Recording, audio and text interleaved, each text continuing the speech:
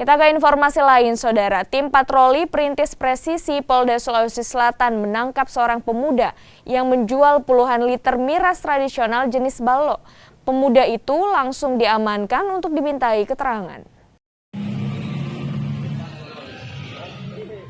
Pemuda berinisial RK ini langsung dibawa ke posko Polda Sulawesi Selatan setelah kedapatan membawa miras tradisional jenis ballo. Pelaku ditangkap di Jalan Kumala, Makassar setelah hendak menjual miras tradisional tersebut. Pelaku sempat mengelabui petugas dengan menyembunyikan miras di bawah tumpukan kayu. Barang bukti miras pun kemudian dimusnahkan dengan ditumpahkan ke selokan.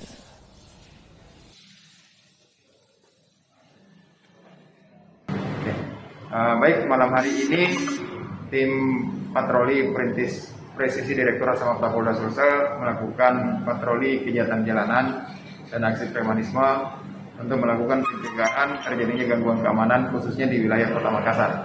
Pada saat kami melaksanakan patroli di beberapa tempat daerah rawan yang kami curigai, kami menemukan sekelompok orang yang sedang melakukan pesta minuman keras di Jalan Kumala, termasuk kita amankan penjualnya. Jadi penjualnya ini kita amankan satu kali dan kemudian kita minta untuk membuat pernyataan untuk tidak mengulang dan membuang minuman keras yang telah diamankan.